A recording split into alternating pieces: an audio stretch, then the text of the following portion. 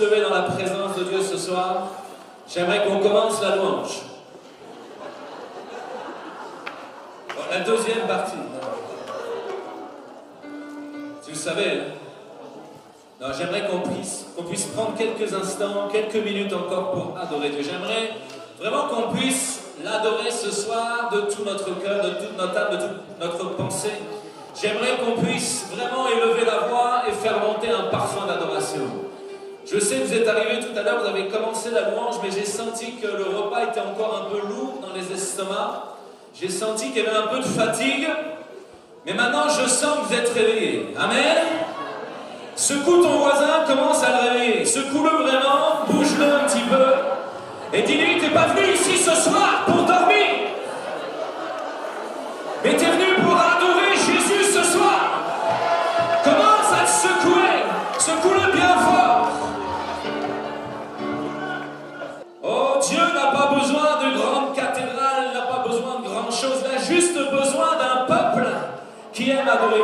Vous savez, j'étais sur TikTok parce que je suis un disciple aussi de Bitcoin. Maintenant, j'ai deux apôtres. Hein. J'ai un apôtre en tant que pasteur et j'ai un apôtre sur TikTok. Il a plus de followers que moi. Et je suis tombé sur un truc catho, je sais pas, il y a plein de cathos sur TikTok.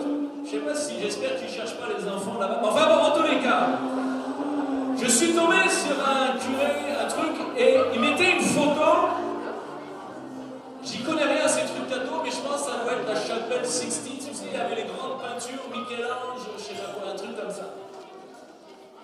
Et puis, il met ce texte dessus, il dit, et dire que les évangéliques, eux, sont obligés d'être dans des hangars pour prier en langue.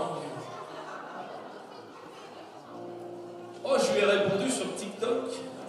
J'ai dit, mais si tu savais comment on est heureux, nous, dans nos vieux hangars tout pourris, où il y a la présence de Dieu. Ce soir, ça sent le foin, ça sent la bouse de vache, mais il y a la présence de Dieu. Alors commence à adorer Jésus. T'as pas besoin de Michel-Ange, t'as pas besoin des statues, t'as pas besoin de tout ce bordel religieux, mais Dieu a besoin d'adorer.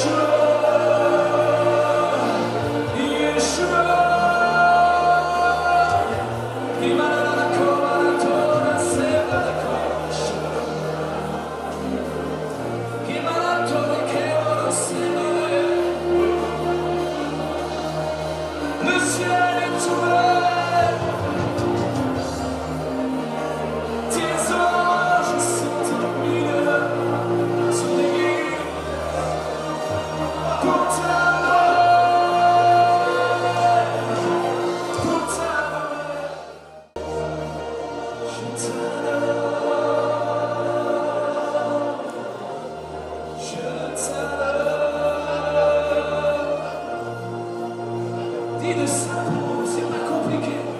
Dis-lui simplement, Jésus, je t'adore. Je t'adore. Et laisse-toi emporter par le courant de l'Esprit. Laisse-toi emporter par la vague du Saint-Esprit. Laisse-toi emporter par sa présence. Dans une adoration, dans un cœur à cœur, dans un face à face, avec la gloire du ciel. Je t'adore. Je t'adore.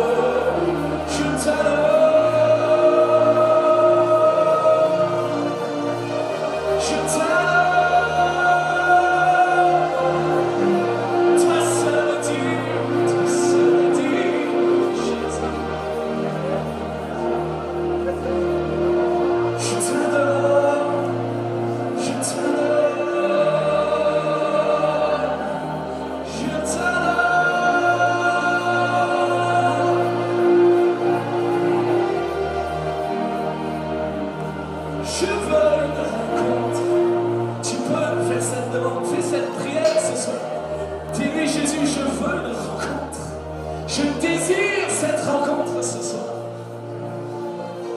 Et pendant que tu lui dis ça, commence à croire que tu vas vraiment le rencontrer. Je t'adore, je t'adore.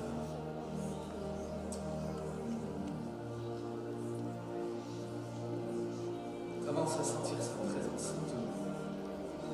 Le ciel est vraiment ouvert dans ce lieu, dans ce chapiteau. Oh, ça sent le foin, ça sent la campagne, ça sent surtout la présence de Dieu, qui aime ce peuple qui se rassemble dans la simplicité. Dieu ne se trouve pas dans les temples faits de main d'homme, mais il se cherche un peuple d'adorateurs. Et la vision de Jésus telle que nous la vivons, telle que nous la prêchons, telle que nous l'avons reçue, telle que nous la transmettons, c'est le retour à cette simplicité, à ce cœur à cœur, à ce face à face, avec la réalité du Dieu vivant. Et ce soir, tu vas entendre un message qui va, j'espère, t'activer ou te réactiver dans cette vision.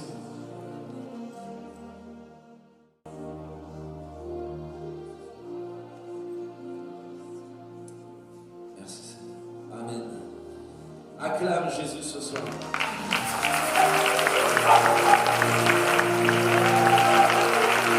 Acclame le roi de roi ce soir.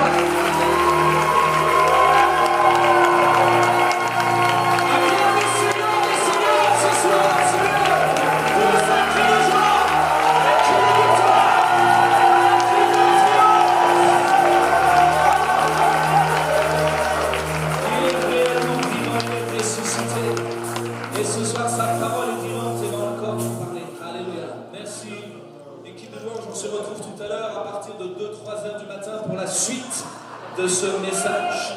On va aller au bout de la nuit ce soir. Le monde se réunit au bout de la nuit parce qu'il paraît qu'il croit dans les démons de minuit. Mais nous, on va aller au bout de la nuit parce qu'on croit qu'on va vivre quelque chose qui n'a pas de fin ce soir. Un moment du ciel ce soir. Donc j'espère que tu n'es pas fatigué, j'espère que tu as fait un peu la sieste. Parce que ce soir, il n'y a plus de programme. Oh. J'ai entendu un cri de désespoir dans la salle. Oh, la messe d'une heure me manque, pasteur.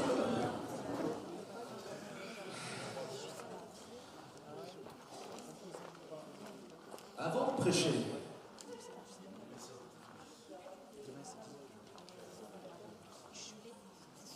j'aimerais rappeler les perles qu'on a reçues ce matin. Vous savez, je suis très impressionné de ce qu'on est en train de vivre. Je suis très impressionné, pas à cause des peintures de Michel-Ange. Je suis très impressionné, non même pas, parce que peu importe le nom qu'on est en fait. Je suis très impressionné parce que je vois à quel point la vision apostolique est en train d'apporter de plus en plus, de gloire en gloire, une profondeur dans la vie des uns et des autres. Et qu'est-ce que j'aime de plus en plus écouter et entendre ce que Dieu fait dans la vie des uns et des autres. Et ce matin, il y a eu vraiment des perles. Et vous savez, c'est important de se souvenir des prédications. Ce que j'ai peur dans ce genre de convention, vous savez, on en a fait des conventions. Et je vous ai dit, à Toulouse, je leur ai dit avant qu'on vienne, j'espère que ce ne sera pas une Pentecôte de plus pour vous. J'espère que ce n'est pas juste un événement de plus. J'espère que vous comprenez maintenant ce qu'on est en train de vivre dans la vision. Parce que vous savez, on a tellement l'habitude d'entendre des prédications. Et peut-être ce soir, si tu n'es pas disposé, ce sera juste une prédication de plus. Une qui va se rajouter dans ce week-end. Et ce matin, il y a déjà eu 4 interventions. Et peut-être tu as déjà oublié l'essentiel. Peut-être tu n'as pas même compris le fil conducteur du Saint-Esprit ce matin. Vous savez, j'ai été choqué ce matin parce que j'ai eu peur qu'il prêche tout mon message. Je me suis dit, Saint-Esprit, tu les arrêtes au bon moment. Bon, ma fille, elle vole toujours mes messages en esprit, ça c'est normal. Mais même les autres aussi.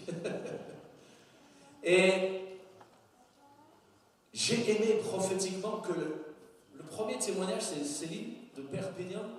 Vous vous souvenez?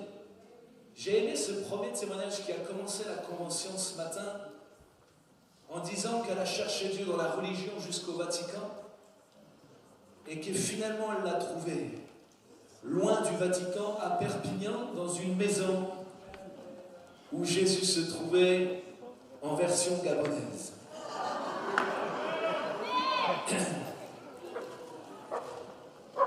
Et ça a donné le ton spirituel, j'ai trouvé déjà de ce week-end. Je me suis dit, mais c'est tellement important, surtout en ce moment où certains s'agitent un peu avec le nouveau pape et tout ça, de rappeler que Dieu est tellement loin de tout ce bazar religieux.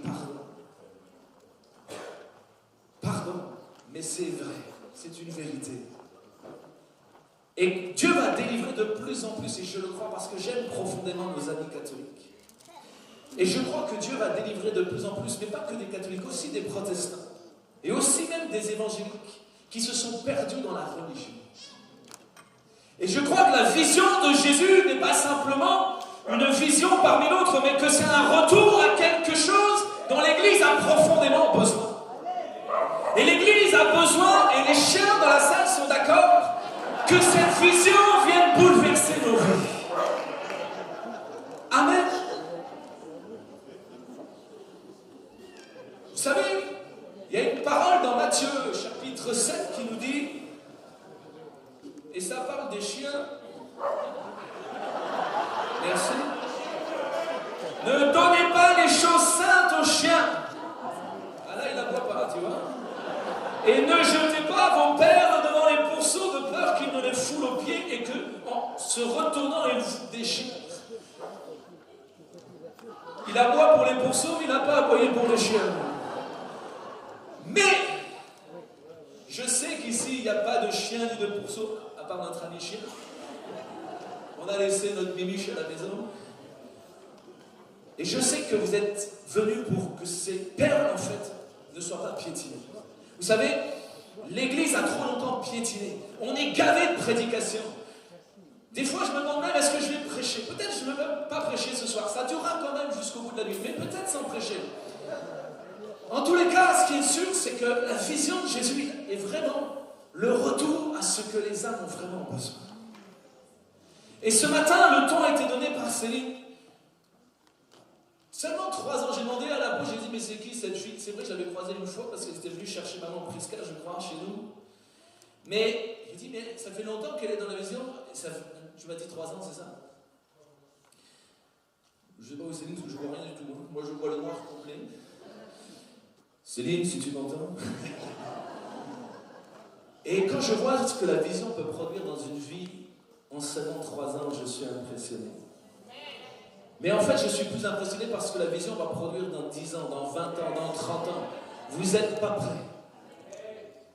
Vous n'êtes pas prêts pour ce qui va se passer dans sa vie. Mais vous n'êtes pas prêts pour ce qui va se passer dans votre vie. Ça a commencé comme ça ce matin. Du Vatican à la maison du Père. À la découverte de la vision de Jésus. Elle a cherché Dieu dans les plus hautes sphères de la religion et finalement elle a découvert la vision de Jésus dans la plus grande des simplicités de l'école de consolidation. Et beaucoup ne font pas encore cette école, c'est pas normal. Vous ne réalisez pas que c'est une perle. Qu'est-ce que j'aurais aimé avoir cette école de consolidation il y a 20 ans, il y a 30 ans?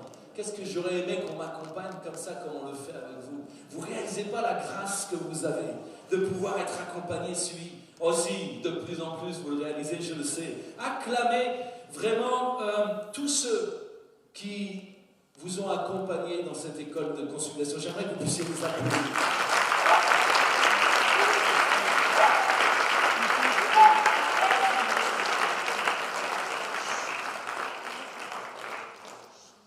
Et ce soir, toi qui n'as pas encore guidé une âme dans l'école de consolidation, dans la vision de Jésus, tu vas prendre l'engagement de le faire.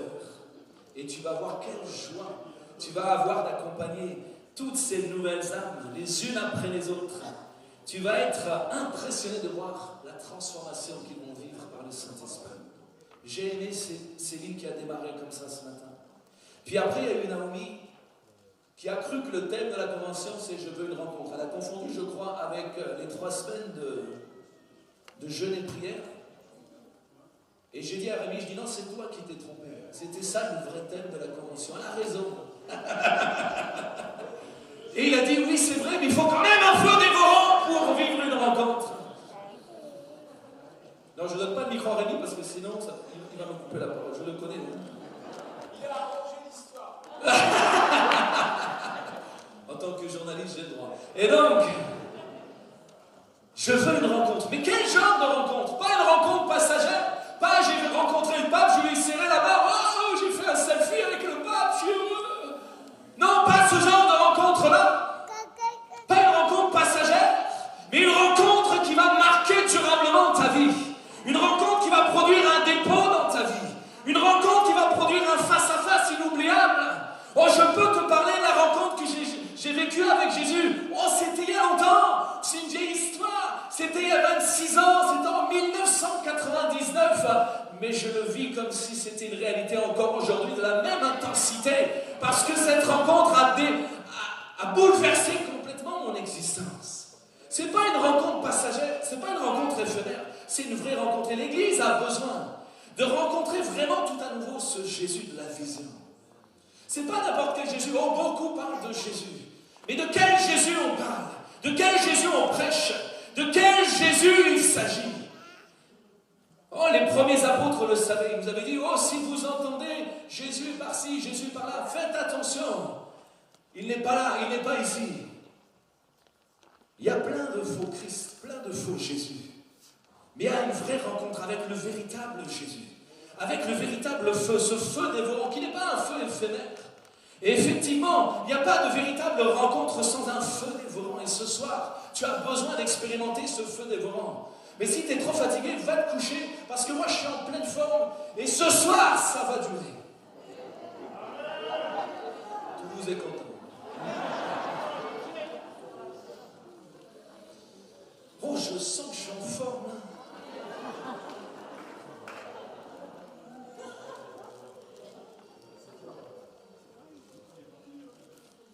Après, il y a une maman, Prisca, qui nous a dit que pour que l'onction puisse vraiment se déverser en nous, pour que sa gloire puisse devenir un dépôt durable en nous, il nous faut accepter de devenir un vase. Et même si des fois peut-être tu as l'impression d'être un vase un peu sans valeur, un récipient un peu vulgaire, l'onction, la gloire de Dieu véritable va te transformer en vase d'honneur. Tu vois, ça a commencé par quelqu'un qui a cherché Dieu dans la religion et qui a finalement découvert dans la simplicité comment rencontrer Dieu. Et puis il y a eu ce décret de « je veux une rencontre », une véritable rencontre durable, avec un véritable dépôt du ciel dans ma vie. Et puis ensuite ça a été, mais le problème c'est pas la gloire, c'est pas l'onction, le problème c'est où sont les récipients qui veulent cette rencontre, qui veulent être remplis de ce véritable dépôt du ciel. Parce que maman Prisca se posait la question, mais comment se fait-il que le réveil tarde à venir? On aimerait tellement vivre ce réveil. Pourquoi ça tarde à venir? Oh, c'est pas un problème d'onction, c'est pas un problème de gloire, c'est un problème de récipient. Où sont ces vases qui veulent être remplis? Où sont ces âmes qui veulent véritablement marcher dans la vision du Maître? Où sont ces hommes et ces femmes qui veulent se laisser dépouiller de toute cette religiosité pour vivre une rencontre authentique qui va déposer quelque chose de durable et de glorieux, qui va faire toute la différence? Et puis, il y a eu Alexandre qui a pris la parole derrière. Et il a commencé son intervention par un témoignage de guérison, vous vous souvenez? Je ne sais plus si c'est le premier ou un autre, mais en tout cas, il a donné un témoignage de guérison qui était sur une personne atteinte de fibromyalgie. Ça vous parle? C'est quoi la fibromyalgie?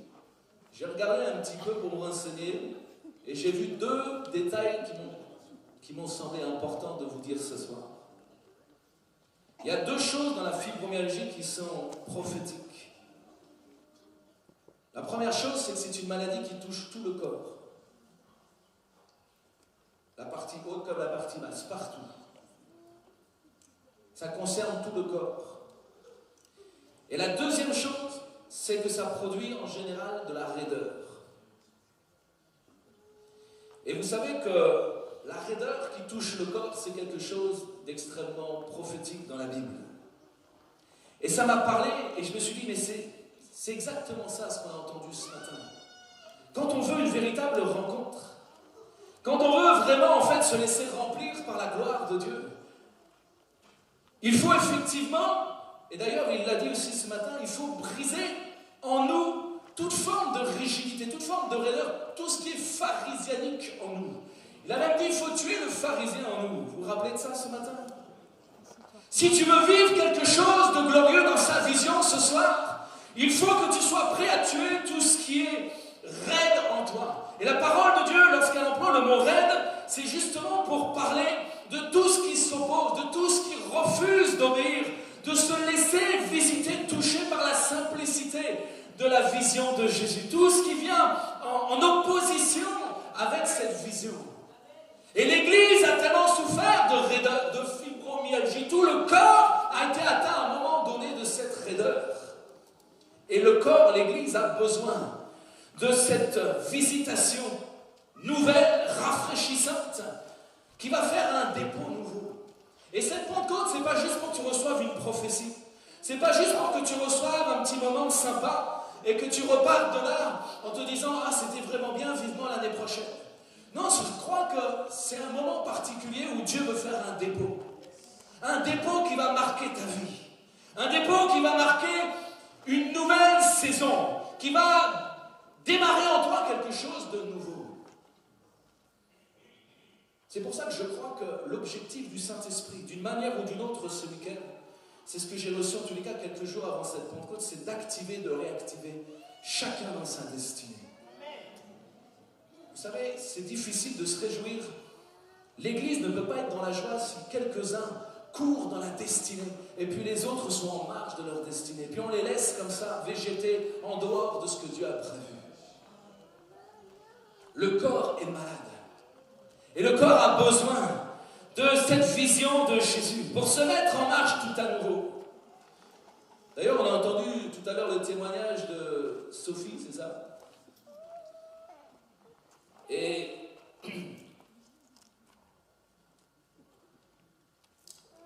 elle a dit souquer les artiluses.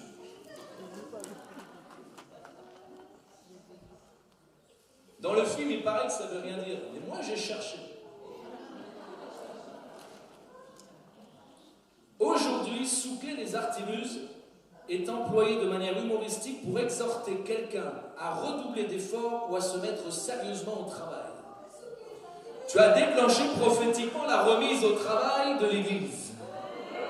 Est-ce qu'on peut acclamer Jésus pour sa vie? Alors ce soir, on va souquer les artiluses.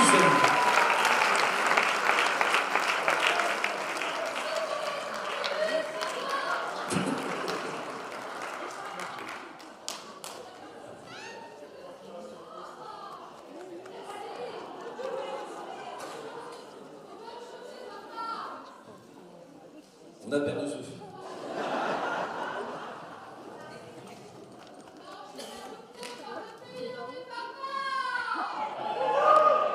Tu comprends pourquoi elle a été virée de France 3. T'as rien perdu, là, t'inquiète pas. T'as tout gagné.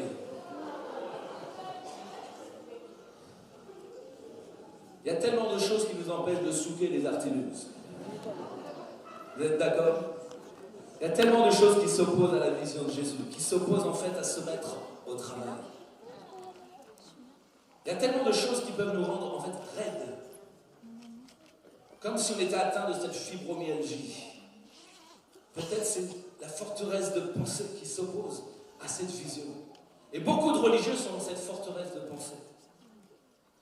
Et si tu as un arrière-plan religieux, peut-être tu es encore dans une forteresse de pensée qui a du mal à partir. Et ce soir, je prie que tu sois délivré de cette forteresse de pensée. Je prie que tu puisses goûter à la vie abondante de Christ dans sa vision. Peut-être ce n'est pas une forteresse de pensée, peut-être c'est ton âme pleine de charnalité, ou pleine de blessures qui t'empêchent de courir dans sa vision.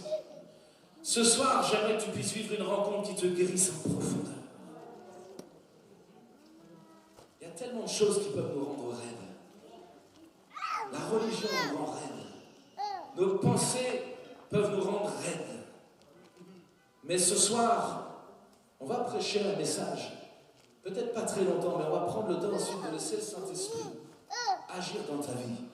Parce que je crois que ce soir, si tu te laisses activer par Dieu, de nouveau dans ta destinée, il va se passer quelque chose d'exceptionnel. C'est que ta vie va commencer à porter un fruit nouveau.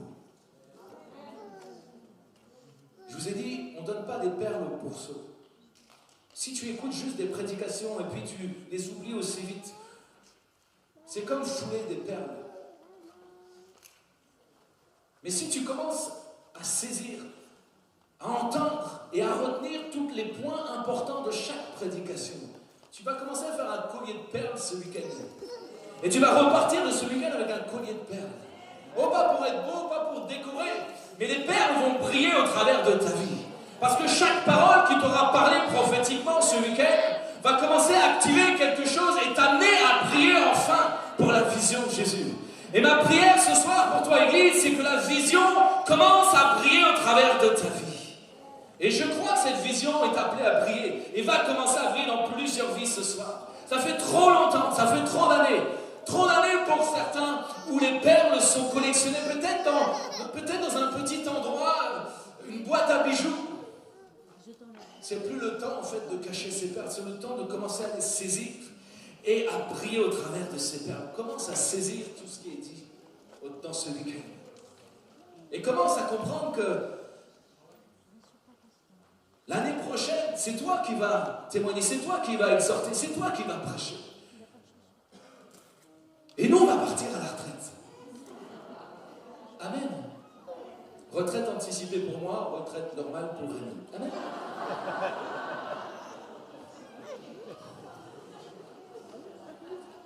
Non, il rajeunit, hein.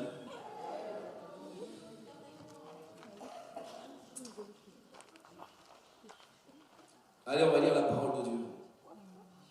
J'ai eu peur ce matin parce qu'on a parlé d'Abraham, puis on a parlé d'Isaac.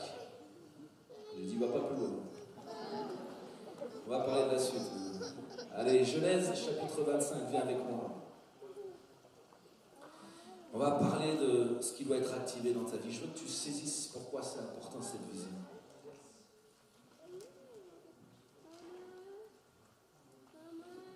Et commence à comprendre que tout ce qui va se passer ce week-end a un fil conducteur prophétique pour t'amener encore plus loin. Genèse chapitre 25, on va lire quelques extraits parce que l'histoire est longue. Et on va lire à partir du verset 21. Isaac implora l'Éternel au sujet de sa femme, car elle était stérile. On a parlé de stérilité ce matin. On a parlé de devenir une mère de multitudes. L'Éternel exauça sa prière et Rebecca, sa femme, devint enceinte. Des jumeaux se heurtaient dans son ventre et elle s'écria « Qu'est-ce qui m'arrive ?» Elle alla consulter l'Éternel qui lui répondit « Il y a 2 nations dans ton ventre. 2 peuples différents naîtront de toi. L'un des 2 sera plus puissant que l'autre et l'aîné sera assujetti au cadet. » Verset 27. Les 2 garçons grandirent. Ésaü devint un habile chasseur qui aimait courir les champs. Jacob était d'un caractère paisible et préférait se tenir dans les tentes. On a parlé des tentes aussi ce matin. Isaac avait une préférence pour Ésaü car il appréciait le gibier tandis que Rebecca préférait Jacob. Un jour, Jacob était en train de préparer une soupe quand Ésaü revint des champs épuisé. Il lui dit « Laisse-moi manger de ce roux-là car je n'en peux plus. » D'où le nom Édom qui veut dire le roux qu'on lui donna. Mais Jacob lui dit « Alors vends-moi aujourd'hui même ton droit de fils aîné. » Ésaü répondit « Je vais mourir de faim, que m'importe mon droit d'aînesse. » Jacob insista « Promets-le-moi tout de suite par serment. » Ésaü lui prêta serment et lui vendit aussi son droit d'aînesse. Ainsi son droit d'aînesse. Là-dessus, Jacob lui servit du pain et de la soupe de lentilles, et Ésaü mangea et but, puis se leva et s'en alla. C'est ainsi qu'Ésaü méprisa son droit d'aînesse. Dis à ton voisin, méprisa. Est-ce que tu méprises la destinée, l'appel qu'il y a sur ta vie? Vous savez, on lit cette histoire, on se dit, ah, c'est une belle histoire biblique. Comme si on allait vendre notre destinée pour un plat de lentilles. Combien de chrétiens ne perçoivent pas la valeur de leur destinée, la valeur de leur appel, la valeur de cette vision éternelle qui coule depuis l'œuvre de la croix dans l'Église? Combien ne perçoivent pas la valeur même de leur propre vie et sont prêts en fait à gaspiller tellement de temps, tellement d'énergie, à tellement de choses futiles, parce qu'en fait ils sont comme Ésaü, ils ne saisissent pas la valeur de ce que Dieu a prévu pour sa vie. Oh non, quand tu lis cette histoire, non, c'est pas toi. Toi, jamais, évidemment, tu vendrais ta destinée pour un bon repas. Oh non, c'est peut-être pas pour un bon repas, toi. Ça sera peut-être pour autre chose. Ça sera peut-être pour un bon boulot. Ça sera peut-être pour une bonne situation. Ça sera peut-être pour une petite gloire passagère. Ça sera peut-être pour tellement de raisons, en fait. Mais qui sont tellement aussi futiles qu'un plat de lentilles. Toutes les raisons que tu peux évoquer, qui vont minimiser l'appel de Dieu, l'importance de cet appel sur ta vie, ça vaut pas plus qu'un plat de lentilles. Combien méprisent parce qu'ils n'en ont peut-être pas la révélation à quel point ce que Dieu a décrété, ce que Dieu a déclaré a une valeur immense.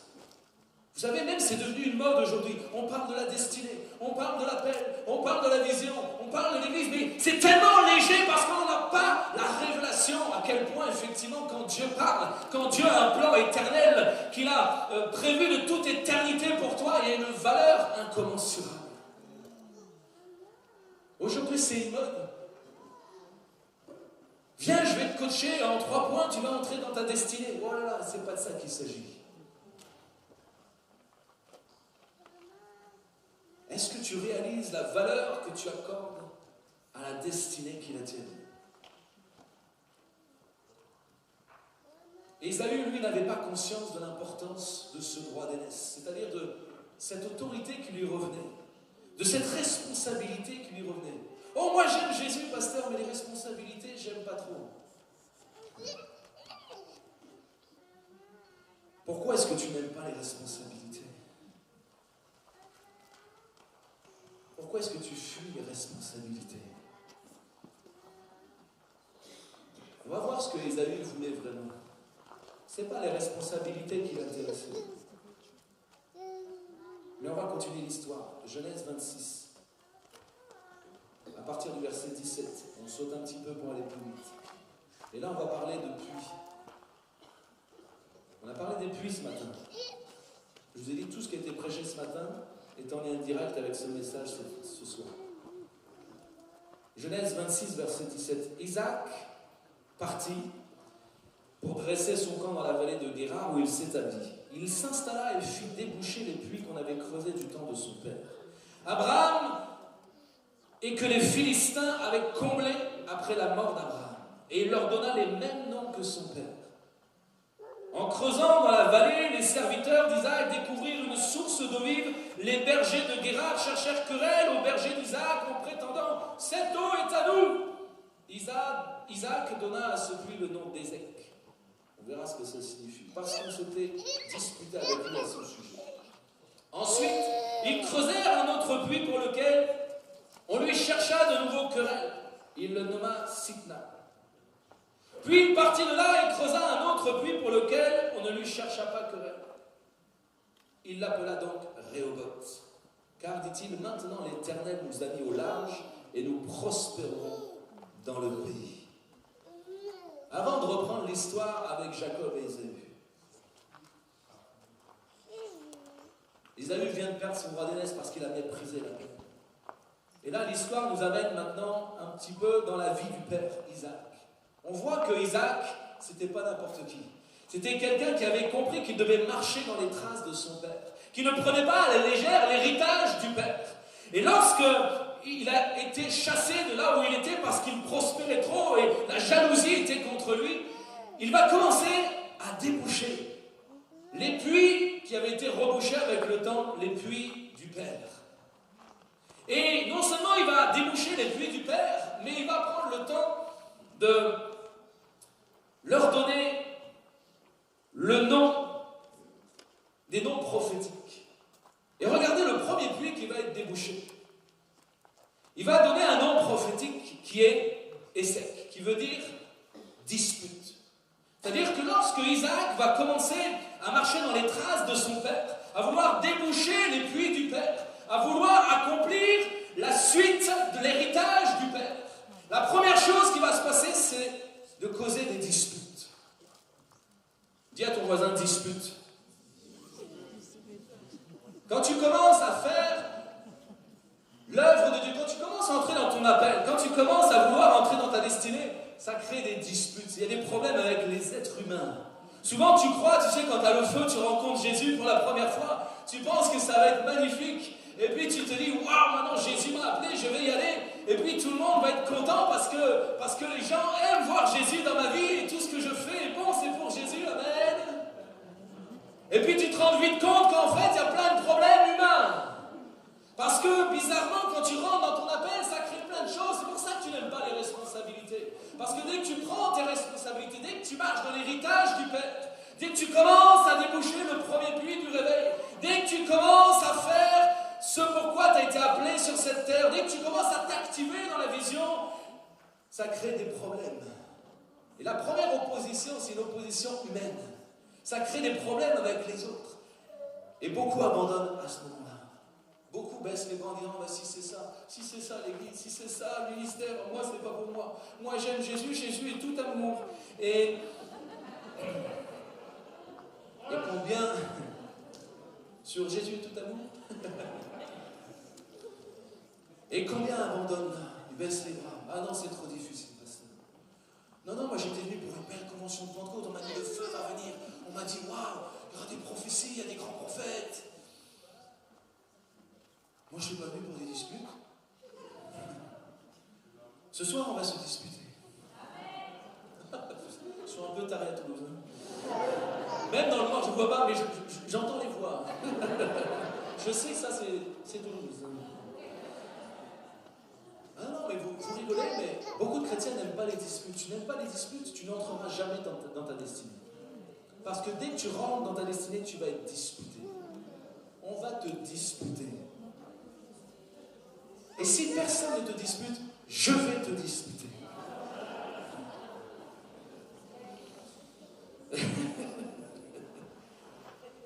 Ça, c'est le premier niveau. Mais tu vois, Isaac, lui, non, c'est un homme de foi. Il craint Dieu. Il a conscience de son appel, de sa destinée. Il sait qu'il marche selon la promesse qui a été faite à son père, Abraham, qu'il ne peut pas prendre ça à la légère, il ne peut pas mépriser cela. Alors, malgré la dispute, il va laisser le puits, tant pis.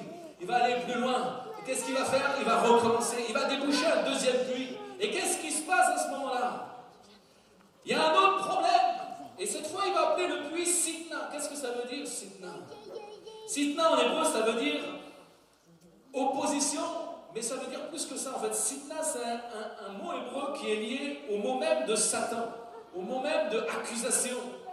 Et en fait, c'est-à-dire quand tu persévères malgré les disputes, malgré que tu n'as pas l'acclamation des hommes, malgré que c'est plus difficile, tu persévères, tu continues dans la promesse, parce que tu veux être responsable, parce que tu as pris conscience de la valeur de qui tu es et de ce que Dieu a déposé en toi. Alors là, c'est plus un problème humain. Là, c'est plus une question de dispute, de jalousie humaine, et puis de non, tu nous laisses. Là, c'est une question maintenant, c'est Satan qui vient t'accuser plus sérieusement.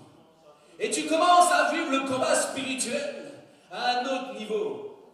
Et là, c'est là que beaucoup, ceux qui n'avaient pas encore abandonné, vont abandonner à nouveau. Ah, mais c'est ça la vision, on ne m'avait pas dit ça. On m'avait dit, viens, c'est magnifique, c'est l'aventure de la foi. On va s'éclater, on va gagner des âmes. Oui. Mais avant, tu vas d'abord passer par les disputes. Et ensuite, tu vas d'abord vivre un face-à-face avec l'accusateur, avec Satan. Tu vas apprendre à combattre. Pour ensuite, si tu n'as pas encore abandonné, vivre en enfin ta destinée. Vous voyez, c'est pour ça que beaucoup méprisent la destinée. Parce que soit ils n'en ont pas conscience de la valeur, soit ils ont conscience des problèmes qu'ils vont vivre derrière. Et c'est pour ça que beaucoup veulent leur petite religion chrétienne. On est bien, notre petite église, notre petite communion, nos petits chants évangéliques. Et puis quand tu commences à prêcher la vision, tu sens que ça crée une dispute dans les cœurs. Tu sens que ça crée une opposition. Tu sens qu'il y a un combat spirituel qui s'enclenche. Tu sens que c'est difficile pour beaucoup d'accepter, de supporter le message de la vision. Mais si tu persévères à ce moment-là, si tu as compris qui tu es en Jésus, si tu sais qui tu es en Jésus, si tu fais partie des élus qui ont été appelés depuis la fondation du monde, crois-moi, ni les disputes, ni Satan, personne, ni aucune opposition ne va te décourager d'entrer dans la bénédiction de ta destinée. Et effectivement, Isaac va entrer ensuite dans un autre endroit. Il va déboucher un autre puits qui s'appelle Rehoboth, qui veut dire les larges espaces. La vision est illimitée, c'est un large espace où tu vas pouvoir t'éclater à gagner des âmes, à lever des disciples. Vous savez, je vous ai dit tout à l'heure, moi je suis toujours impressionné quand je vois des 12, des 144, des 1768, des 28. Non, j'en rajoute 40. 68. Et ensuite, c'est quoi la suite? Beaucoup. Mais est-ce que tu réalises que pour chaque âme qui se lève et qui rentre dans cette dimension du service, il y a un disciple avant qui a payé le prix pour faire ce dépôt dans sa vie. D'ailleurs, ce matin, ils ont été beaucoup dans l'honneur. Et ça aussi, ça a été prophétique, je crois. Parce qu'on ne réalise pas effectivement le prix à payer pour qu'on puisse grandir. Vous savez, si on a la joie, on a l'opportunité de vivre la vision de Jésus. On ne se rend même pas compte à quel point c'est une grâce d'avoir cette opportunité de faire la vision du Maître et de porter des fruits vraiment glorieux en France et dans toutes les nations. Mais Isaac, lui, avait saisi la vision du Père. Isaac, lui, avait compris à quel point l'appel, la promesse était importante. À quel point la destinée que le Père avait prévue de génération en génération était quelque chose qu'on ne pouvait pas mépriser. Ce que a fait Ésaü est extrêmement grave. Si tu méprises ta vie, si tu méprises ton appel, si tu méprises ta destinée, tu ne te rends pas compte à quel point tu passes à côté de quelque chose de tellement glorieux. Et puis quand tu commences à mépriser, tu sais ce qui se passe. Regarde la suite. Ésaü, après avoir méprisé, il y a toujours quelque chose qui se passe. Quand tu méprises ta propre vie, ta propre destinée, ton propre appel, la vision de Jésus d'une manière générale, il y a quelque chose qui vient dans ta vie, il y a une amertume qui arrive. Tu causes de l'amertume.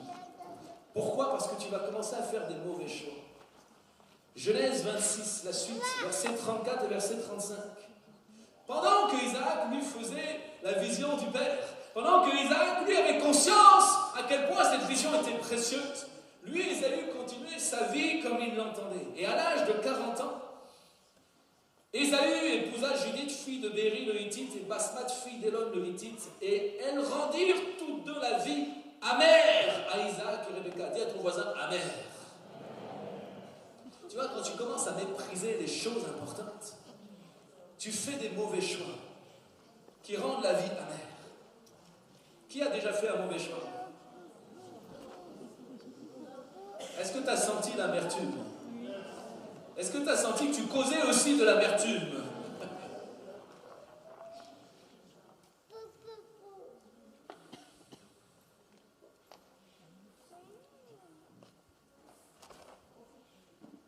On va lire la suite. Prophétiquement, Genèse 27, Isaac, qui était dans la promesse de Dieu, qui était dans la vision du Père, va commencer à devenir vieux. Lis avec moi dans Genèse 27, verset 1. Quand Isaac était devenu vieux, sa vue avait baissé au point qu'il n'y voyait plus. Un jour, il appela Ésaü, son fils aîné, et lui dit « Mon fils, celui-ci répondit, qu'y a-t-il? Me voici devenu vieux. » Reprit Isaac, et je ne sais pas quand je mourrai. Maintenant donc, je te prie, prends tes armes, ton arc et tes flèches. Va courir la campagne et chasse quelques gibiers pour moi. Tu m'en apprêteras un de ces bons plats comme je les aime. Tu me le serviras, je mangerai, puis je te donnerai ma bénédiction avant de mourir. Ah, là il est question de bénédiction, ça intéresse Ésaü. Vous avez remarqué? Là, Ésaü se dit, ah moi j'ai envie d'être béni, ça m'intéresse, je me dépêche. Merci papa, j'y vais, il prend son arc, ses flèches et il va commencer à faire sa mission. Là, c'est une mission intéressante. Là, il s'agit vraiment d'être béni, d'être prospère. Ah, ça m'intéresse. Enfin, en tout cas, c'est s'il croyait de la bénédiction. Mais ce que j'aime dans ce passage, tu vois, c'est que Isaac était devenu vieux et le texte nous dit que sa vue avait baissé au point qu'il ne voyait plus. Et là, Isaac devient le prototype de l'Église qui a perdu la vision. Lui qui était dans la vision depuis toujours, qui a honoré la promesse de Dieu, celle faite à Abraham, là il devient vieux, il perd la vision. Il n'arrive plus à voir correctement les choses. Et comme tu vois plus correctement les choses, tu sais ce que tu fais. Quand tu perds la vision, tu sais ce que tu fais. Ben, tu vas te raccrocher, tu vas te rattraper à ce qui te rassure, à ce que tu connais. Et donc tu vas te raccrocher au principe. Et le principe, c'est que c'est le fils aîné qui doit être béni. Mais Isaac ne voyait plus clair. Isaac avait perdu la vue. Isaac était un aveugle. Et donc, il a simplement voulu appliquer le principe. Il s'est raccroché à ce vieux principe. Ah ben, je dois bénir mon fils aîné avant de partir. Mais c'est pas ce que Dieu avait dit. Parce que Dieu avait parlé à sa femme il y a bien longtemps, lorsqu'ils étaient encore dans le ventre, dans les entrailles de Rebecca. Dieu avait dit que, effectivement, le cadet dominerait l'aîné. Mais Isaac avait oublié cette parole. Isaac avait perdu la vie. Isaac est là l'image peut-être de l'Église qui a perdu la vue, qui a perdu la vision, qui est un peu perdu et qui se raccroche à des principes. Et on aime tellement ces principes qui nous rassurent. Ah, il faut transmettre, il faut la suite. Où sont les principes? C'est quel principe? Qu'est-ce qu'on fait? Non, si tu veux transmettre la suite, c'est pas par des principes. C'est par une vision prophétique que tu vas pouvoir transmettre ce dépôt glorieux, apostolique de génération en génération.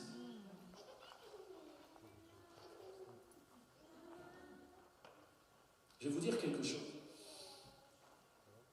Depuis que je suis TikToker, depuis 15 jours, je tombe que sur des curés.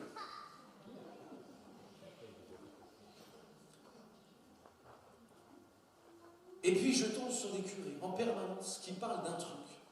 Et puis plus ils en parlent, plus ça m'agace. Écoute bien ça. C'est en lien vraiment, si tu saisis ça, peut-être ça va t'aider. Et ils te disent, mais nous sommes la seule véritable église, nous l'église catholique romaine, parce que nous, le fondateur s'appelle Jésus. Et nous sommes dans la lignée depuis 2000 ans avec Jésus par l'apôtre Pierre et tous les autres papes derrière, etc. Et puis je l'entends une fois, je dis rien. Je l'entends 2 fois, je dis rien. Je l'entends 3-4 fois, ça commence à me gonfler.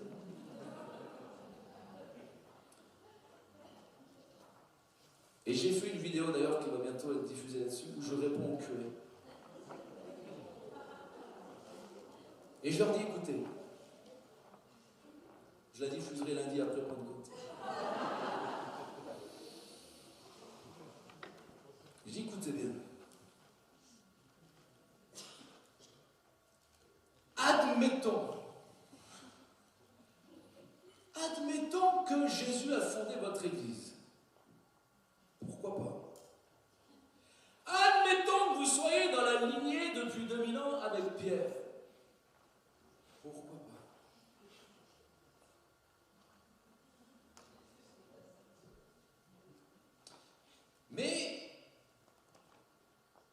question. Est-ce que le fait d'être dans cette lignée vous garantit d'être toujours dans la vérité? Parce que ça me rappelle un truc que j'ai entendu il y a 2000 ans, où Jésus a parlé avec des Juifs. Vous vous souvenez de cette histoire? Vous la trouvez dans Jean chapitre 8. Et puis Jésus va parler avec des Juifs qui commençaient à s'intéresser à la vision de Jésus, nous dit le texte. C'est des Juifs qui commençaient à avoir foi en Jésus. Ah, tu dis, Jésus va les encourager, tu vois. Jésus va les enseigner, va les matraquer d'un message qui va les désarçonner. Vous connaissez ce passage dans Jean chapitre 8 où il nous dit: celui qui a le Fils est libéré de tout esclavage. Et les Juifs se révoltent en disant: mais de quoi tu parles, Jésus? Nous n'avons jamais été esclaves. Nous sommes de la lignée d'Abraham. Nous sommes la postérité d'Abraham. Ça vous rappelle quelque chose? Et Jésus va leur dire: mais je sais que vous êtes descendants d'Abraham. C'est pas ça le problème. Mais Jésus va leur dire: mais si vous étiez vraiment les enfants d'Abraham, vous agiriez comme lui. Mais si vous étiez vraiment les enfants d'Abraham, vous ne feriez pas ce que vous faites aujourd'hui. Et là, je pose la question au curé.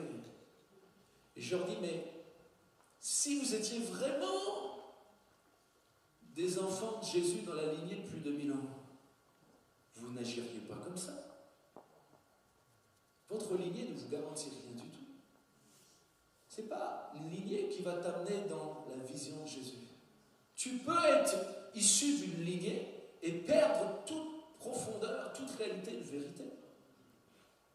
C'est pas parce que tu te dis héritier de je ne sais qui, de je ne sais quoi, de Jésus en personne, ou même de tous les apôtres que tu veux, tous les pères de l'Église qui te garantit aujourd'hui, toi, d'être dans la vérité. Jésus est en train de te dire que ta lignée ne te garantit rien. Ce n'est pas une question de lignée. Peut-être qu'on va engendrer des fils et des filles qui vont s'écarter un jour, qui vont refuser de porter la vision de Jésus, qui vont sortir de cette lignée. Pourtant, ils pourront se revendiquer de cette lignée.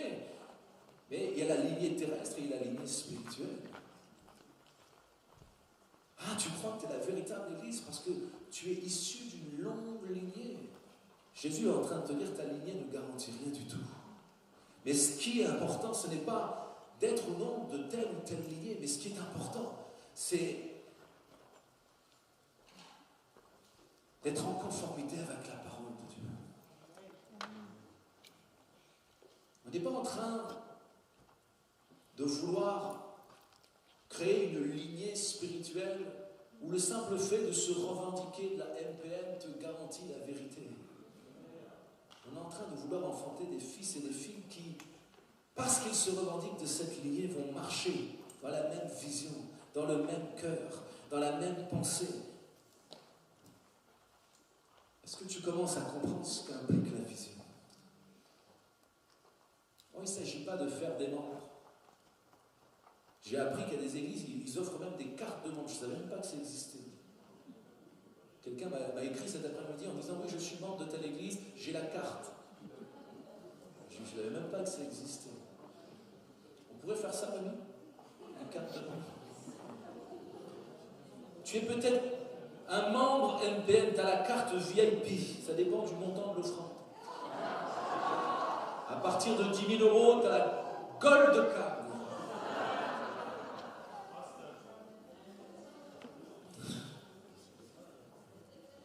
Tu vois, il ne s'agit pas de vouloir appartenir à une lignée.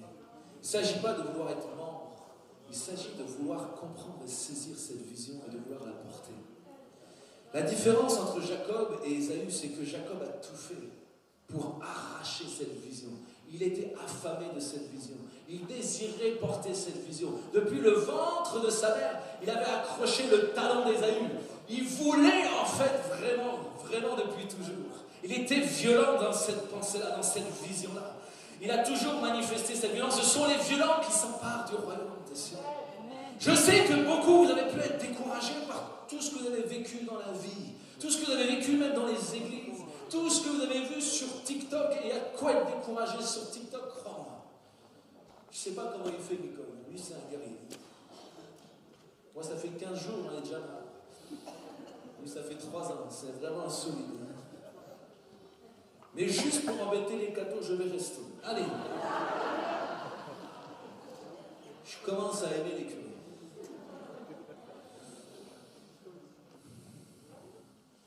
Ce sont les violents qui s'emparent de leur destinée. Peut-être la phase des disputes a été trop violente pour toi et t'a abandonné. C'est le temps ce soir de réactiver. Peut-être la phase de l'opposition, quand Satan s'est un peu énervé contre toi, là, c'était vraiment, vraiment trop difficile et t'a abandonné. Et puis tu n'as jamais en fait vu ces larges espaces de la vision. Tu as entendu parler de la vision, comme Moïse a entendu parler de la terre promise, et l'a vue de loin. Et toi peut-être tu dis, ouais, ben, j'entends beaucoup parler de la vision, de destinée, mais c'est pas pour moi, je n'y arrive pas, je comprends pas, je ne sais pas gagner une âme. Tu es notre client ce soir. C'est pour toi que cette Pentecôte a été faite. Mais tu vois, Ésaü, lui, c'est pas la vision qui l'intéressait. C'était pas l'héritage spirituel du père qui l'intéressait. Lui, c'était la bénédiction. Et quand il va se rendre compte que Jacob a pris la bénédiction à sa place, il va se mettre en colère. Mais avant de se mettre en colère, il va aller voir son père Isaac. Et il va supplier son père. Genèse 27, verset 38, il va dire: ne possèdes-tu qu'une seule bénédiction, mon père? Bénis-moi, moi aussi, mon père. Et il se mit à pleurer à grands cris. Pas de chrétien comme ça. Bénis-moi, bénis-moi. Je veux être béni. Il n'avait rien saisi de la vision. Il a méprisé sa destinée. Il n'avait pas envie d'être responsable. Mais qu'est-ce qu'il voulait être béni? Tu vois, c'est ça le problème de l'Église. Atteinte de fibromyalgie, pleine de raideur, le courret. Je veux être béni. Bénis-moi.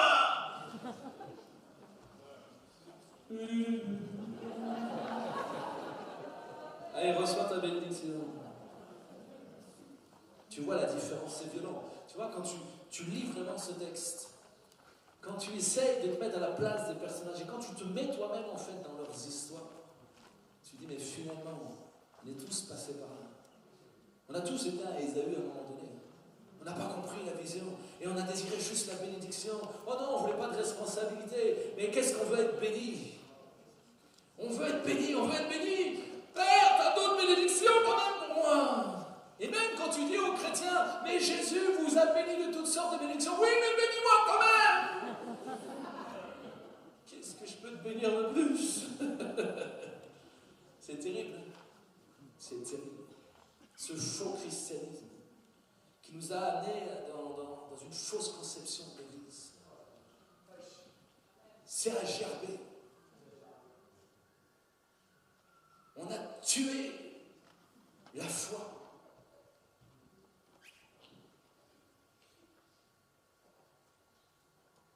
Je vais vous dire un truc. À un moment donné dans ma vie, j'ai failli me faire avoir par la folie de l'œcuménisme. Et vous savez à cause de qui?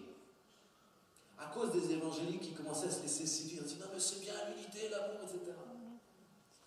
Depuis 15 jours, je suis sur TikTok. Plus j'écoute les curés, moins je suis œcuménique, ça je vous le garantis. Plus je me dis mais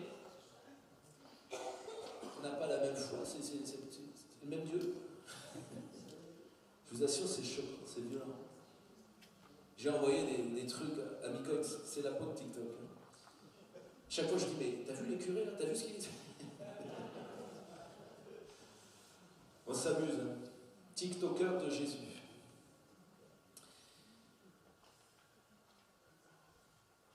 La vérité de la vision est tellement plus importante que même l'unité. Ah non, pasteur, dis pas ça parce que ça va créer des disputes. Je vais te disputer ce soir, mon petit peu. Tu as besoin de disputes.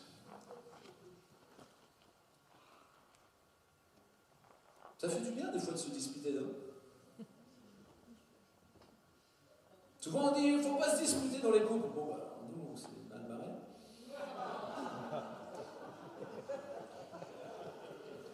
Mais vous, ça va?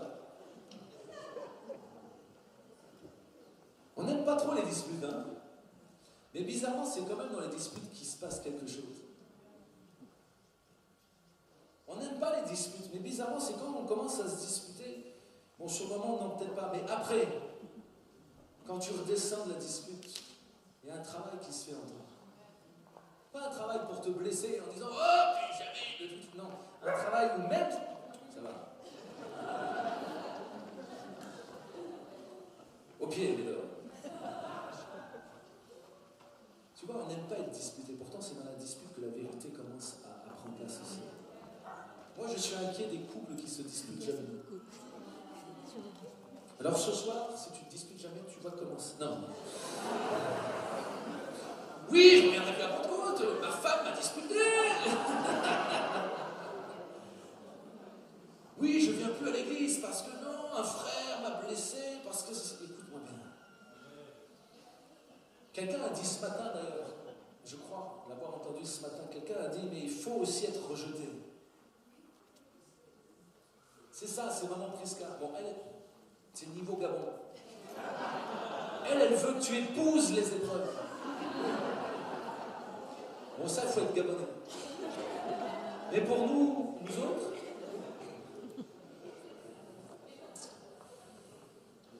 non, elle a raison. Tu sais, maintenant je vais aller au... J'ai pas encore prêché, maintenant je vais juste prêcher le message.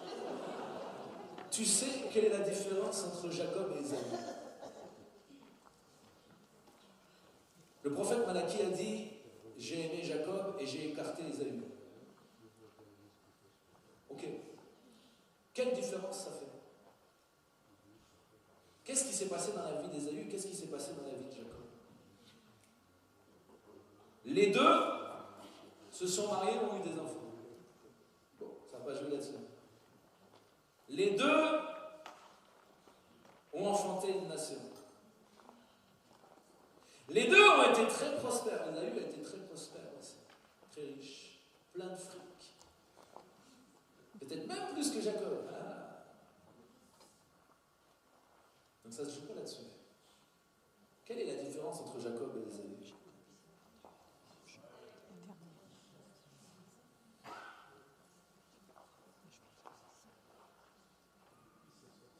Quelle est la différence si tu fais la vision de Jésus ou si tu ne la fais pas? J'ai une bonne nouvelle pour toi.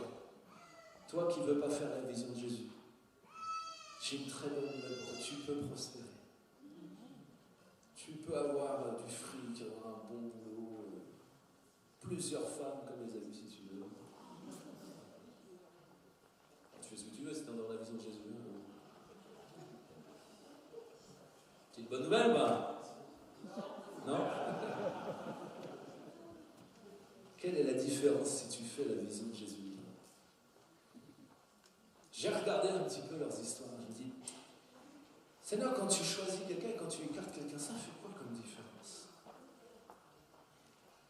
Et on voit que Jacob, à partir du moment où il est entré, où il a activé sa destinée, où il a choisi la vision de Jésus, à partir du moment où Jacob a démarré dans son ministère, Dieu l'a accompagné tout le temps. Dieu a parlé dans sa vie. Il a eu des visions, il a eu des songes. Dieu s'est manifesté à plusieurs reprises. Dieu, en fait, tu sais ce qu'il a fait? Il l'a éduqué comme un père éduque son fils.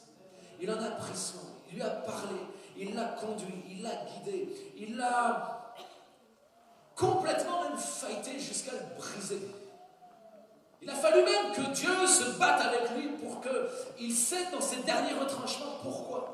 Parce que quand tu choisis la vision de Dieu, Dieu ne veut sûrement pas te laisser tel que tu es. Dieu t'aime tellement, quand il t'aime, il va tout faire pour arracher ce qui doit être arraché, pour briser ce qui doit être brisé, pour enlever ce qui doit être enlevé, parce qu'il désire te façonner, il désire t'éduquer, il désire que tu sois rendu semblable à son image.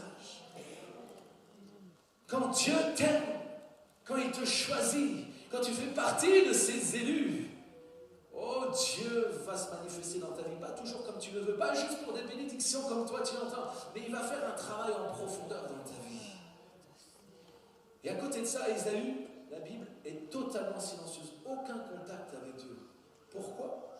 Parce qu'à partir du moment où il a méprisé la destinée de Dieu, à partir du moment où il a méprisé le plan de Dieu, la promesse de Dieu, Dieu en fait l'a laissé vivre sa vie comme lui le voulait. Et il n'y a pas pire malédiction que ça. Tu veux connaître la pire des malédictions, c'est de vivre comme un orphelin, loin de la présence du Père. D'ailleurs, tu sais ce que c'est l'enfer? L'enfer, c'est simplement d'être séparé éternellement de Dieu. D'être un orphelin pour l'éternité. Parce que si tu désires être un orphelin, Dieu te laisse être un orphelin. Tu vois, Dieu n'a pas maudit directement Ésaü. Il n'a pas attaqué Ésaü. Il n'a pas fait du mal. Il l'a laissé en fait dans son mal. En le laissant faire sa vie comme lui voulait. Ésaü n'a eu aucun contact avec Dieu. Il était dans le silence, il a fait sa vie comme il voulait. Oh, ça l'a pas empêché de prospérer. Il a pu travailler la terre, il a pu avoir des troupeaux, il a pu faire son business, il a pu réussir plein de choses. Il a pu enfanter une nation, les Édomites. Mais il y a une deuxième différence aussi avec Jacob. C'est que lorsque tu fais la vision de Dieu, tu portes un héritage spirituel qui va durer de génération en génération. Les deux ont fait une nation. La seule différence, c'est que Jacob a enfanté une nation qui a produit le salut du monde entier, puisque le Messie est venu au travers d'Israël. Tandis que la nation que Ésaü a fabriquée de ses propres mains, de sa propre force, avec sa propre pensée, avec sa propre manière de faire, a été complètement détruite. Malachie, chapitre 1, verset 3 nous dit: j'ai écarté Ésaü, j'ai fait de ces montagnes un pays désolé, j'ai livré son patrimoine aux chacals du désert. Édom peut bien dire: nous avons été démolis, mais nous rebâtirons ce qui n'est plus que ruine. Mais le Seigneur des armées célestes déclare: eux ils rebâtiront, moi je démolirai. On appellera leur pays le territoire de la méchanceté, le peuple contre qui toujours l'Éternel sera en colère. Ah, il a été prospère. Ah, il a vécu sa vie comme il l'entendait. Mais le fruit de son héritage, aujourd'hui, n'existe même plus. Ça a été effacé de la terre. Tandis que le fruit de Jacob demeure jusqu'à nous aujourd'hui. Nous, Église, nous, MPN, nous sommes un fruit du ministère de Jacob. Puisque l'Église est un fruit du salut qui est venu au travers d'Israël. Est-ce que tu comprends la différence? Si tu fais la vision de Jésus, c'est pas pour être plus riche que les autres, c'est pas pour avoir plus de prospérité que les autres, c'est pas pour avoir peut-être même une meilleure situation familiale que les autres. Non, non. Si tu fais la vision de Jésus, c'est pour laisser Dieu en fait te travailler, te façonner, faire une œuvre en toi qui va te marquer, te transformer, te bouleverser, au point que ce que tu vas enfanter, l'héritage que tu vas laisser, de génération en génération va porter du fruit. Moi, je crois que ce que l'apôtre Rémi, son épouse, ont démarré au travers de la vision est quelque chose qui va durer de génération en génération. Que le diable ne va pas pouvoir éteindre, effacer.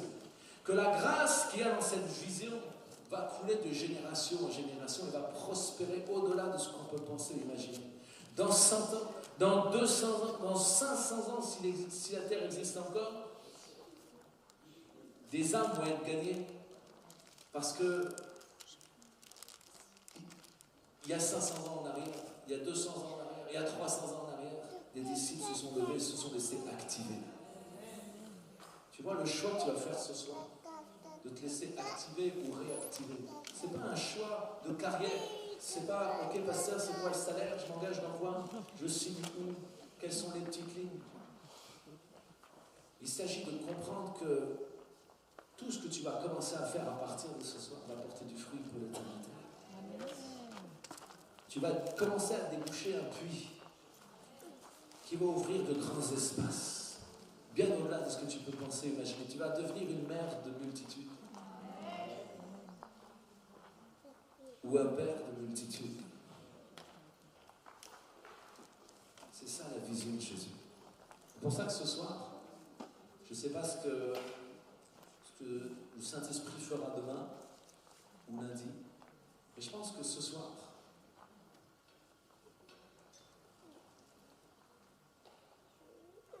j'aimerais qu'on puisse prendre le temps de prier pour ceux qui ont besoin d'être activés ou réactivés en priorité.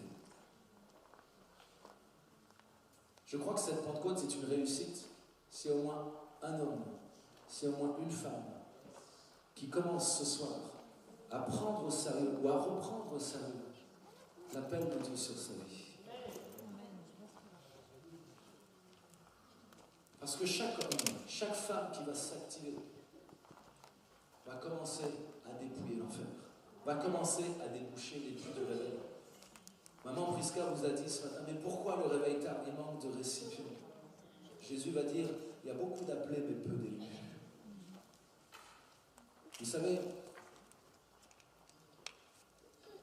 la pire chose qui pourrait se produire pour le réseau MPN, c'est de devenir une église quelconque qui s'endort comme les autres. L'apôtre lui-même s'en va. Mais je serais parti avant, après l'avoir prévenu. Mais la meilleure chose, j'aimerais que tu puisses avoir conscience ce soir qu'on a la possibilité, l'opportunité de faire quelque chose de tellement différent. Ce que tu as entendu ce matin, les témoignages que tu as entendus, ça doit te réactiver dans la pensée qu'il y a beaucoup de gens qui ont besoin d'être délivrés de la religiosité. Beaucoup de gens ont besoin d'ouvrir les yeux. Elle est là, Peggy d'ailleurs. C'est bien Peggy. Je ne te connais pas encore, mais je t'ai rencontré tout à l'heure. C'est une femme, j'ai pas tout entendu le témoignage, mais tu vas venir témoigner 5 minutes. C'est quelqu'un qui apparemment était choyé, a choisi la victoire.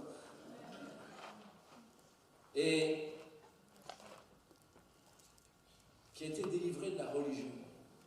Et si c'est pas fini, on va achever ça.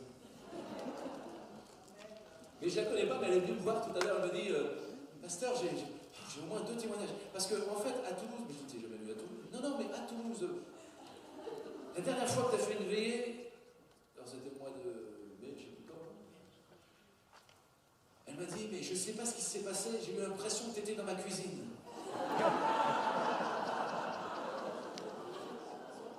Alors j'ai pas tout compris, donc tu peux expliquer? Alléluia. On va donner gloire à Dieu. L'Éternel est bon. Dieu est bon. Je bénis Dieu. Et merci. Je veux commencer mon témoignage en remerciant une famille qui m'est très chère. Une famille vraiment qui m'est très chère. Jean Grandisson et Sabrina Grandisson.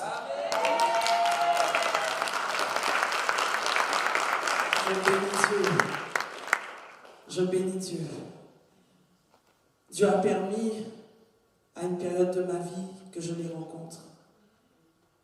Et depuis, je peux dire que ma vie a changé. C'est par ce biais que j'ai connu le pasteur Paul Lolotte. Il ne me connaissait pas encore. Et par ce même biais que j'ai connu l'apôtre Rémi et Emmanuel, le pasteur Emmanuel. Pour faire court, vraiment, parce que je suis tremblante, j'ai un peu peur, mais pour faire court, Dieu a réécrit mon histoire. Cette Pentecôte, elle est extraordinaire. Je ne suis pas de la NPN, en tout cas, je n'étais pas de la NPN. Parce que depuis cet après-midi, je suis de la NPN. Depuis cet après-midi, j'appartiens à choisir la victoire. Dieu a ouvert une vanne. J'ai été abusée à l'âge de 8 ans, j'en ai 50. Et je bénis Dieu pour ce qu'il a fait au travers de l'apôtre Rémi. C'est un secret dont ma fille n'était pas au courant, que je portais depuis de très longues années. Je le taisais parce que j'avais honte. Mais quand j'ai vu l'humilité de l'apôtre, j'ai vraiment été touchée. J'ai dit, Seigneur, si tu l'as fait pour lui, alors tu le fais pour moi. Et je donne gloire à Dieu. La deuxième des choses, ce travail a commencé, j'étais malade, c'était l'année dernière. Donc les deux témoignages. J'étais dans ma cuisine et Sabrina et Jean m'ont parlé de Paul Lolotte. Donc j'ai cherché en fait qui il était sur Facebook. Le pasteur Paul Lolotte. Je m'excuse, le pasteur Paul Lolotte. Et je pensais que c'était un prophète parce que, pourquoi? Parce que j'étais dans ma cuisine. Ah, gloire à Dieu. Vous voyez, parce que j'ai eu peur. J'étais dans ma cuisine. Et ce jour-là, j'étais poussée. J'ai pris mon téléphone, je l'ai posé et j'écoutais un message qu'il était en train d'enseigner. Et je disais à Sabrina que j'ai eu l'impression que sa main est sortie du téléphone et m'a indexée.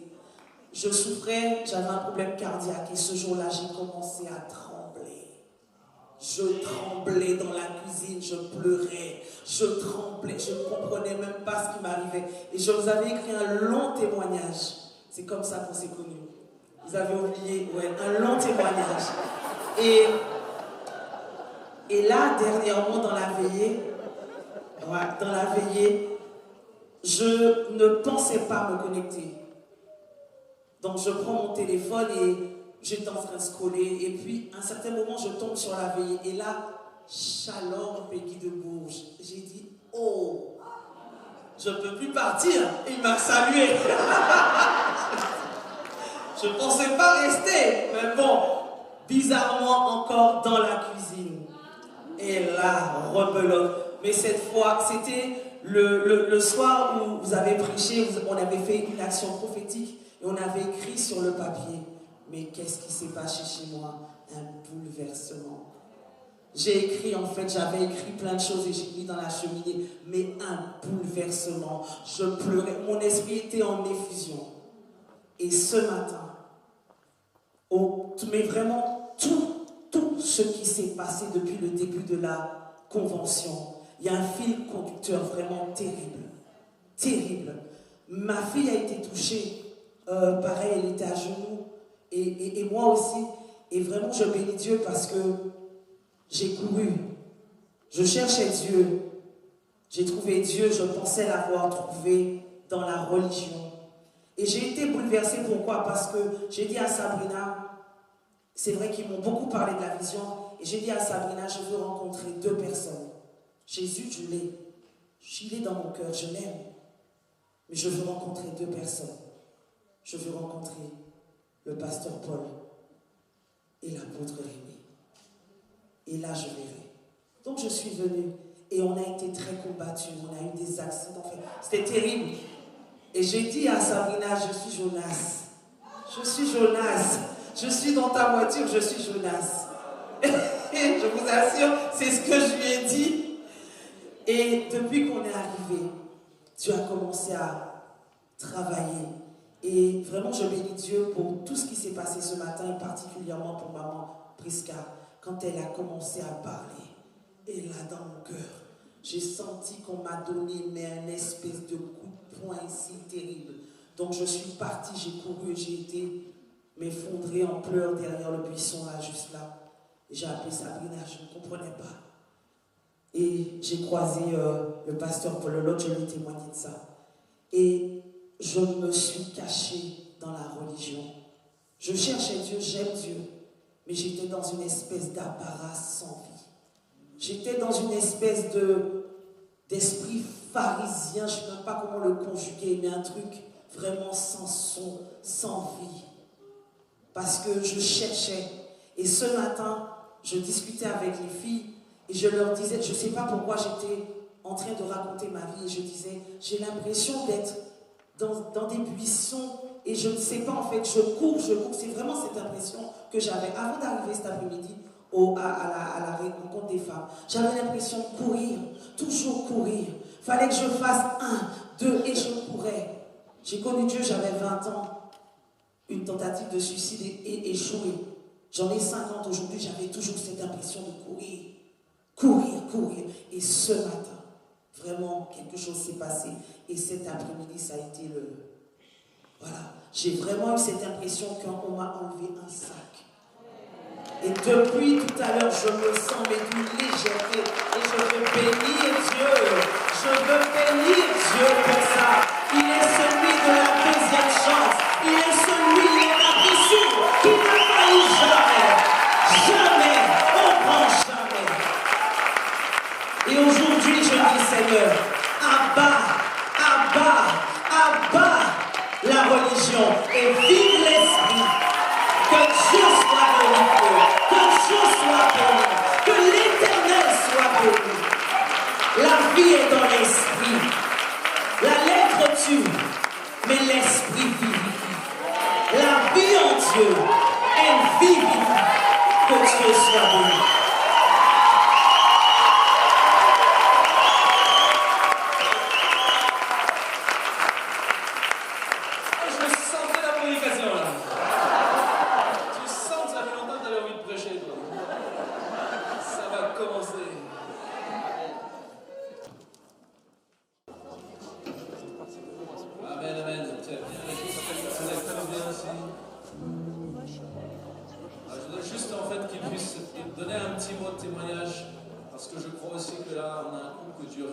Complètement. Hein, on est dans le thème de la réactivation après tant d'années compliquées. Et voilà, je voudrais juste qu'il puisse librement dire un petit mot. Amen. Merci Pasteur Paul, merci votre ami. Je vais essayer de ne pas être long. Juste un petit point de témoignage. Et si on est là aussi ce soir, c'est grâce à Dieu, mais aussi grâce à l'apôtre Rémi et à la pasteur Emmanuel. Ça fait 20 ans que je le connais. On s'est connus, j'étais tout jeune dans la foi, après j'ai pris un chemin. Et on est rentré dans un ministère où on pensait qu'on était sur le bon chemin, avec une personne qui nous a enrôlés, cajolés. Et ça, c'est ce qu'on pensait être au départ. Sauf qu'on a passé 7 années avec mon épouse dans ce ministère. Et pour vous dire la vérité, on est sorti de ce ministère au bout de 7 ans, mais complètement détruit, cassé, brisé. Et quand l'expression nous dit que vous êtes à 2 doigts du divorce, les 2 doigts étaient très larges. Notre mariage ne tenait qu'à un fil. Et ce fil, je sais qu'aujourd'hui, c'était Christ. Parce qu'on s'est donné dans ce ministère nos finances, on a sacrifié nos familles, on a sacrifié notre enfant, on a sacrifié nos vies. Et cette personne en a abusé. Je ne veux pas nommer cette personne, c'est pas le but. Le but aujourd'hui, c'est de vous dire qu'on est sorti de ce lieu. Dans ce ministère-là, cet homme m'a reconnu dans un ministère, mais ça c'est du passé. J'ai quitté ce lieu et je n'ai pas mis les pieds dans une assemblée pendant 5 années. Je suis tombé dans la déprime. Avec mon épouse, on était à même pas 2 doigts du divorce. Je n'ai jamais par contre perdu la foi. L'apôtre Rémi et la pasteur Emmanuel, on leur a témoigné pendant une bonne demi-journée de tout ce qu'on a vécu, de tout ce qu'on a subi, de tout ce qui nous a été abus, spirituel, moral, financier, physique, j'en passais des meilleurs. Juste pour vous dire, il y a une réalité dans le monde spirituel.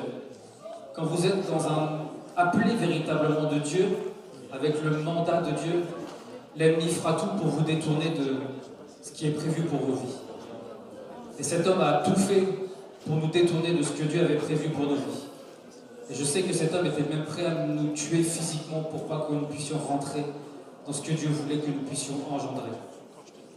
Je témoigne, et je vais en parler aussi au pasteur Paul, c'est un acte plus prophétique que l'on pose avec mon épouse ce soir qu'un témoignage. On a tous un témoignage, et on en a entendu un tout à l'heure, qui n'est pas comparé par rapport avec ce que nous, on a vécu. Mais c'est un acte prophétique que nous posons ce soir en témoignant pour vous dire que le renouveau, la régénération en Christ est véritable et elle est vivante. Car Christ est vivant.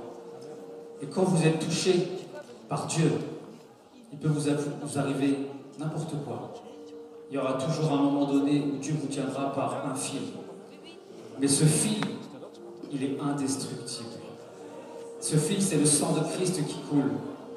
La Bible nous parle de Christ de Genèse 1 jusqu'à Apocalypse 22 par le fil cramoisi. Et je l'ai expérimenté moi-même. J'aurais tant à vous dire sur ce qu'on a pu vivre avec cet homme, avec cette personne que l'apôtre Rémi et le pasteur Paul connaissent, mais je n'ai plus envie d'entendre parler de lui. Cet homme, comme on pourrait dire, il est mort et enterré pour ma vie parce que ce n'est pas un témoignage. Mon témoignage, je l'ai construit avec mon épouse au travers de ce qu'on a vécu. Mais maintenant, mon témoignage, il est là-haut. Christ est ma source, Christ est mon témoignage, et j'ai vécu ce que j'ai vécu pour un seul but. Au début, je ne le comprenais pas. J'en ai jamais voulu à Dieu. Je m'en suis voulu à moi de ne pas être sorti plus tôt de ce lieu. Et je sais pourquoi je l'ai vécu au jour d'aujourd'hui. C'est pour que maintenant, on puisse témoigner de ce que Dieu a fait dans nos vies et qu'on puisse arracher les âmes de l'enfer. Il y a des âmes qui ont besoin plus de Christ que de nous, on peut le connaître maintenant. Il y a des familles qui ont besoin d'être restaurées. Il y a des couples qui ont besoin d'être régénérés. Il y a des vies qui ont besoin d'être délivrées. Donc juste pour vous dire, Jésus est vivant. Et tout ce que vous allez vivre dans vos vies, prenez-le comme étant une bénédiction de la part de Dieu. J'entendais dire ce matin, il y a maman Prisca qui dit qu'on devait embraser les épreuves. Moi, j'ai embrasé la mienne. Elle a duré 7 ans. Et pour la petite histoire, au travers de mon travail, Dieu m'a exilé pendant 3 ans au Gabon. Nous avons vécu 3 ans là-bas, comme je dis au pasteur Paul, dans une grotte. Dieu m'a mis dans une grotte au Gabon. Je voulais même pas rentrer en France. On a vécu plein de choses là-bas, mais ça a été, mes 3 années, je les ai vécues comme une résurrection. Et l'apôtre Rémi qui est ici, même en étant là-bas au Gabon, il est venu me chercher. Il m'a dit, tu veux pas faire l'école de consolidation? Tu veux pas venir à la convention? Et je bénis Dieu pour sa vie. Lui, il sait tout ce que j'ai vécu. Mais vraiment tout, dans les moindres détails. Et il était un soutien avec son épouse, la pasteur Emmanuel. Je sais que même si on ne sait pas souvent au téléphone, de temps en temps par message, mais je sais une chose, c'est qu'il nous a soutenus.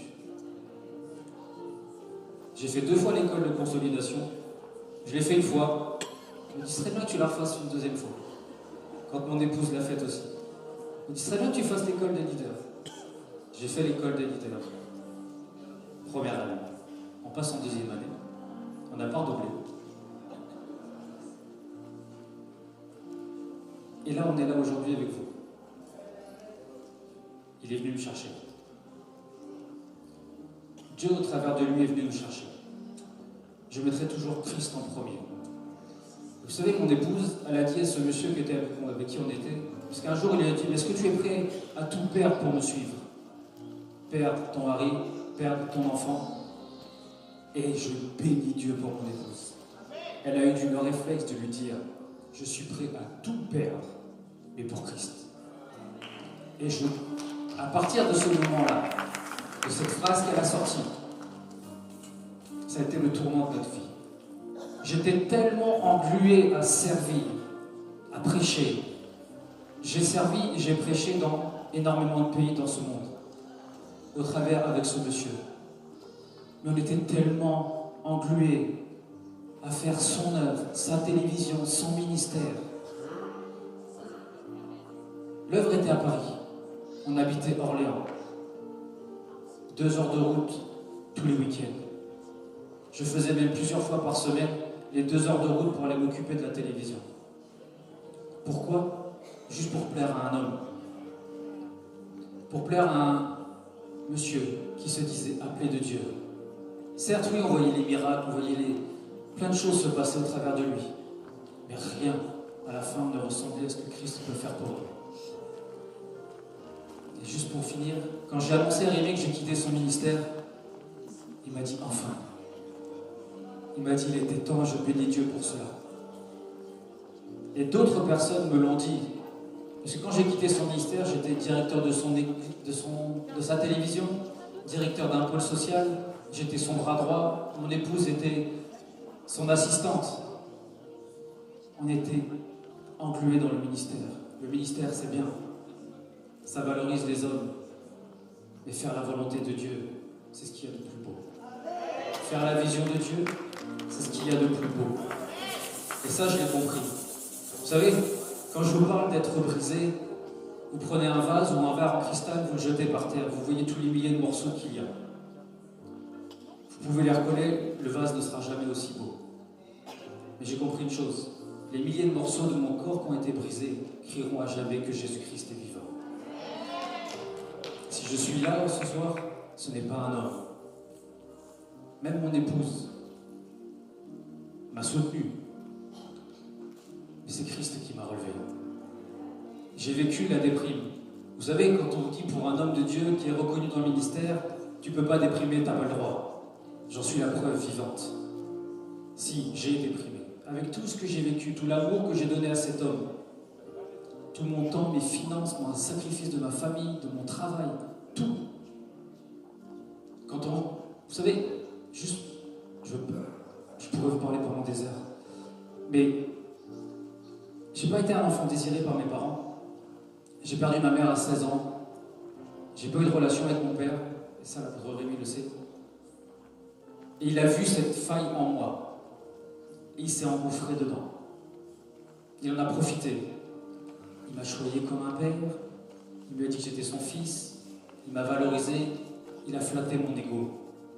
Vous savez, quand vous rentrez dans ce système-là, vous devenez orgueilleux. Vous vous dites que vous êtes humble, et vous devenez orgueilleux. J'étais un orgueilleux. Parce que vous avez un peu de puissance quand vous priez pour les gens, vous allez prêcher dans le monde, vous avez de l'orgueil. J'étais orgueilleux. Je n'ai pas honte de le dire. Et je l'ai dit à l'apôtre Rémi. J'ai dit, Rémi, je n'ai aucune honte au jour d'aujourd'hui à te dire, je veux tout abandonner, tous les enseignements que j'ai reçus, le ministère que j'ai, le peu, quand je prie, de puissance que je vois, j'abandonne tout. Je suis prêt à faire l'école de consolidation. Je n'ai plus aucun orgueil. Je suis mort à moi-même.